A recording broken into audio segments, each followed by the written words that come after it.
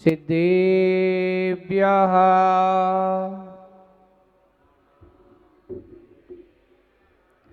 ॐ नमः सिद्धेभ्यः।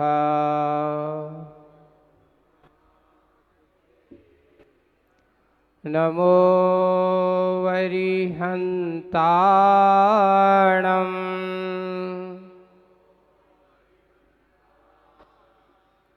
नमो सिद्धाणं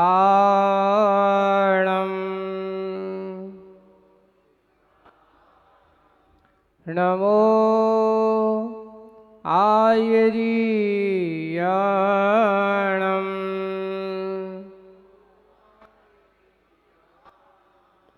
नमो वज्रायाणं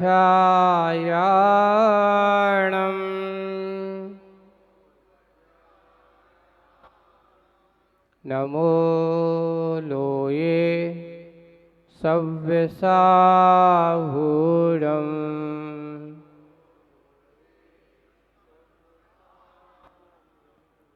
बोलिए पंच परमेष्ठी भगवंतों की, शासन नायक भगवान महावीर स्वामी की, मूल नायक देवादिदेव 1008 श्री आदिनाथ शांतिनाथ भगवान की, परम पूज्य आचार्य गुरुवर श्री विद्यासागर जी महाराज की, आचार्य श्री समय सागर जी महाराज की, 3 कम 9 करोड़ मुनिराजों की, पंच कल्याणक प्रतिष्ठा महामहोत्सव की।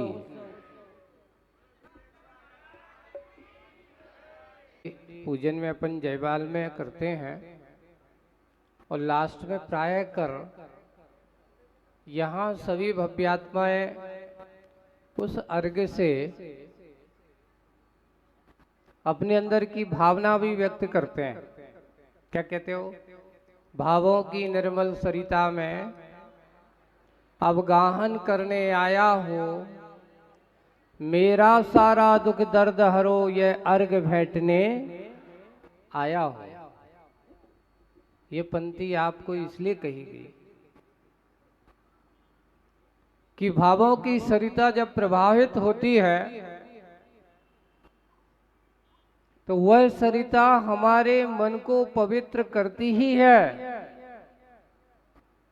हमारे तन को भी पवित्र करती है, हमारे मन में शीतलता के भाव भी लाती है और हमारे मन के संताप को दूर करने वाली होती है। आज ये पंच कल्याणक प्रतिष्ठा महामहोत्सव का पहला दिन लोगों को ये कहना चाहूंगा कि हमारी भावों की सरिता भावों की प्रवाह है। जब तक शीतल नहीं होगा तब तक आपके मन में शीतलता आने वाली नहीं है। महाराज, हम तो कूलर के सामने बैठ गए हैं, हम तो बहुत ठंडक है। बंधु ये ध्यान रखना, कूलर नहीं एसी में भी बैठ जाना, अगर मन में संताप हो तो वो एसी भी तुम्हें ठंडा नहीं दे सकता। मन में अगर उग्रता है, मन में अगर संताप है, मन में अगर किसी प्रकार का विकल्प है, मन में अगर किसी प्रकार की पीड़ा है और किसी प्रकार का विद्वेष भाव है, तो आपको कितना भी शीतल वातावरण दे दिया जाए, कितना भी अच्छे से अनुकूल और कूल वातावरण दे दिया जाए, वहां बैठ करके भी आपको बेचैनी महसूस होगी। और मन में अगर बिल्कुल शीतलपन है तो कितनी भी गर्मी, क्या तपती हुई दोपहरी में भी बैठ जाते हैं हमारे वे मुनि महाराज, क्योंकि मन उनका इतना ठंडा है कि बाहर ज्येष्ठ मास की धूप भी उनके लिए उतनी गर्मी पैदा नहीं कर सकती। आज आपको इसलिए कह रहा हूं कि हमारे अंदर की भावों की परिणति जितनी अच्छी होगी, भावों की मुख्यता यहाँ है। पंच कल्याणक प्रतिष्ठा महामहोत्सव का उद्देश्य यहाँ रहता है कि जितनी भव्य आत्माएं हैं, जितने भी भव्य जीव हैं, ऐसे समय में अपने परिणामों के भद्रता के भाव से भर जाती कि अहो भाग्य है। ऐसा सोचना वह परम सौभाग्य है कि मैं आज पाषाण से परमात्मा बनने की प्रक्रिया का एक छोटा सा सेवक बन करके, एक भव्य आत्मा बन करके मैं आज पंच कल्याणक प्रतिष्ठा महोत्सव में शामिल हुआ हूँ। हम जब तक अपने अंदर की परिणति को अच्छा नहीं बनाएंगे, तब तक हमारी पंच कल्याणक की प्रतिष्ठा भी अच्छी होने वाली नहीं है। सबसे पहले हमें करना क्या चाहिए ये बताओ। एक छोटा सा उदाहरण लेता हूं मैं। आप घर में दूध रखते हो, है ना, या पानी रखते हो, या कोई खाने वाली चीज रखते हो। बर्तन को आपने अच्छे से बाहर से साफ तो बहुत अच्छे से मांज लिया, बढ़िया चमका दिया, और भीतर हाथ भी नहीं लगाया, भीतर साफ नहीं किया। अब आप उसमें दूध रख दो, क्या वो दूध सुरक्षित रहेगा? बाहर से तो चमक रहा है महाराज, वो चीज जिसकी खाने पीने वाली अंदर से उसमें कचरा है, इस प्रकार के वातावरण है कि अगर उसमें दूध रखा जाएगा तो 1 घंटे के बाद फट जाएगा, खराब हो जाएगा।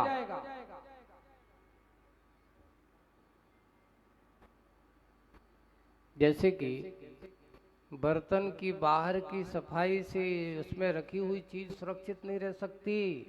बर्तन की सफाई कैसे होना चाहिए? अगर बाहर थोड़ा बहुत गंदा है तो चल जाएगा, लेकिन अंदर में गंदा नहीं होना चाहिए।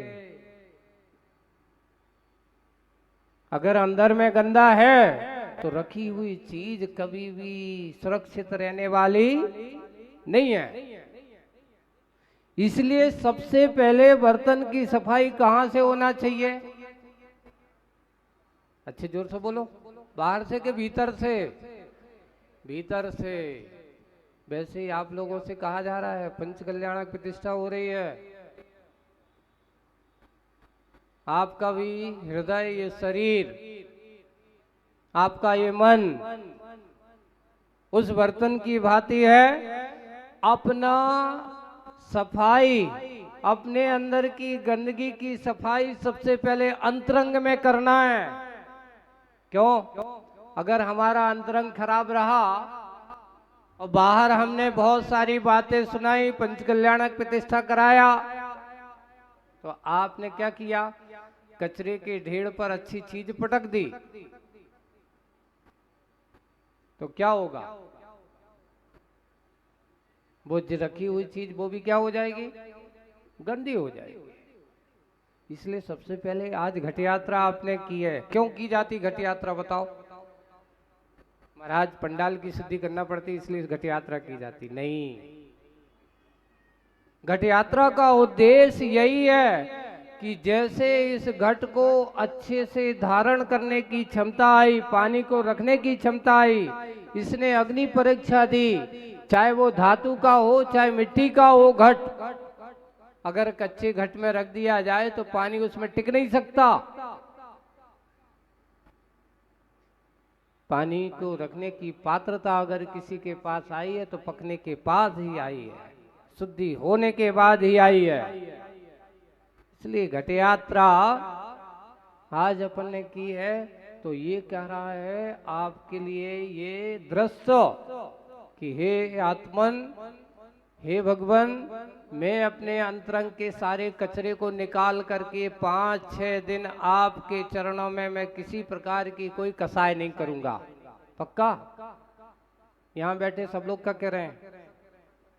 7 दिन के लिए मैं कसाय नहीं करूंगा। कौन सी कसाय महाराज ये बताओ? क्रोध नहीं करूंगा, मान नहीं करूंगा, माया नहीं करूंगा, लोभ की वृत्ति भी नहीं रखूंगा, लाभ की वृत्ति जरूर रखूंगा। बनिया आदमी, सच्चे बनिया बनो।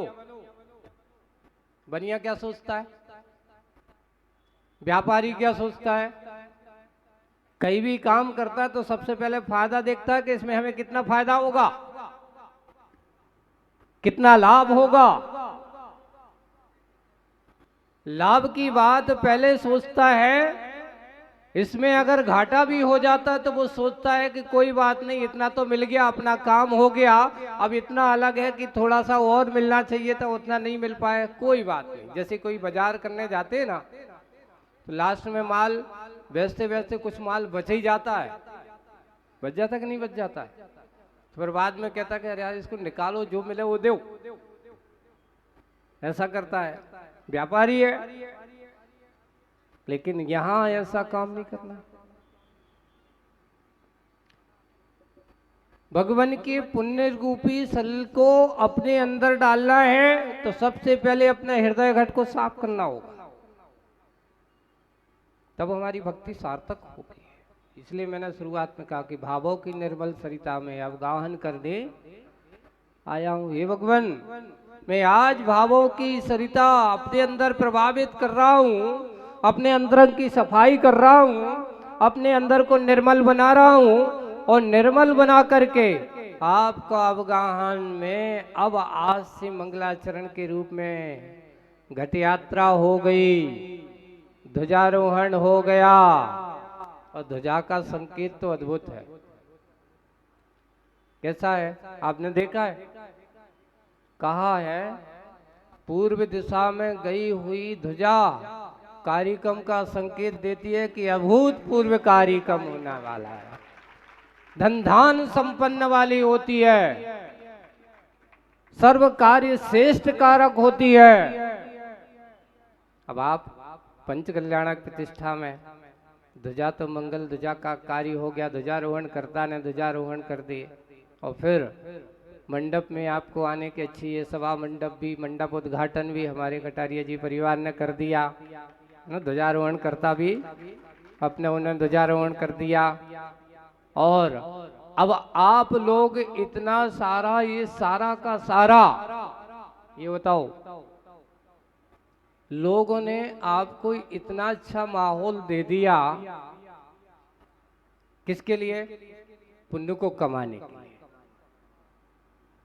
इतना अच्छा प्रांगण दे दिया यहाँ के पुण्य को कार्य करने के लिए, और लेकिन फिर भी लोग कसायों के जाल से निकल ना पाए, लोभ लालच से निकल ना पाए, तो समझ लेना वो दुर्भाग्यशाली जीव है कि इतना अच्छा सुअवसर मिल रहा है कि पुण्य को कमा सकूं, पाप से बचकर के मैं अपने अंदर के हृदय को पवित्र कर सकूं, भावों की सरिता। लेकिन हुआ ये कि कभी कभार क्या होता है कि सामने से गंगा बह रही हो, लेकिन आदमी का लोभ लालच में मन फंसा हो तो गंगा बह करके निकल जाती है, आदमी उसमें अवगाहित नहीं हो पाता। इसलिए हमें करना क्या है, आज से बहुत अच्छी सी प्रणति अपने अंदर की बनाओ, अपने अंदर के भाव जगाओ।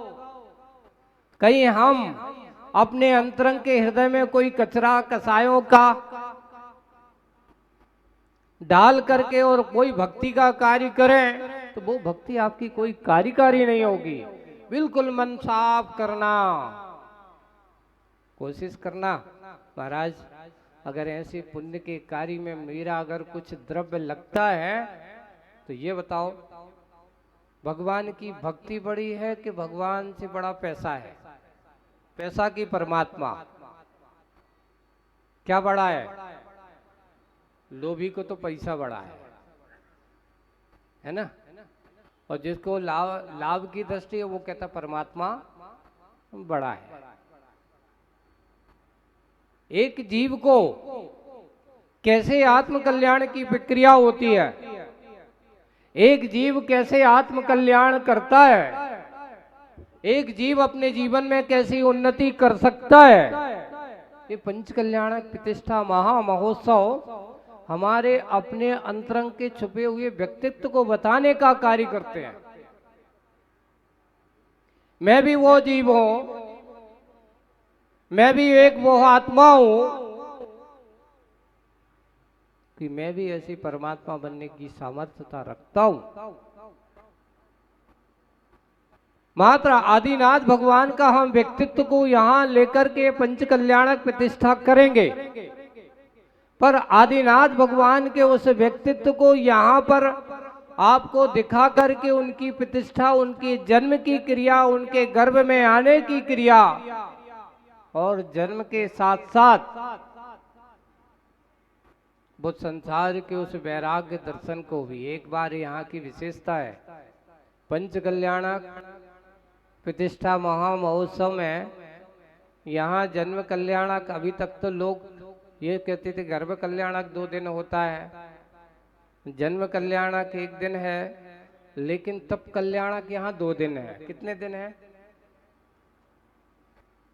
एक रागियों का तप कल्याणक है और एक वीतरागियों का तप कल्याणक है ना।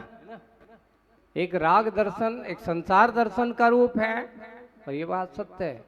आज तक जितनी भी आत्माएं बिना इस संसार से मोक्ष नहीं गई। कोई ऐसा नहीं कि वहीं स्वर्ग से सीधी सीधी मोक्ष चली जाए, कोई नहीं जा सकता। जाना तो यहीं पड़ेगा। मोक्ष जाने का रास्ता एक ही है, तुम्हारा ये जंक्शन है। मोक्ष जाओगे तो यहीं से जाओगे, इसी गति से जाओगे, कोई देव गति से नहीं जा सकता। अरे आचार्यों ने लिखा है, आप देखना, थोड़े स्वाध्याय करो। सर्वार सिद्धि विमान जो है देवों का, सिद्ध सलाह में और सर्वार सिद्धि के विमान की ध्वजा में मात्र 1 बाल का अंतर है। कितना अंतर है? सिद्धि शिला में और सर्वार सिद्धि विमान देवों का सबसे ऊपर वाला विमान, लेकिन वे सर्वार सिद्धि में रहने वाले सम्यक दृष्टि देव, वे सिद्धों के उतने पास रह करके भी सिद्धों की अनुभूति नहीं कर पाते। उनके इतना अंतर है कि कम से कम वे सर्वार सिद्धि में रहने वाले देवों का मिथ्यात्व तो नहीं होता,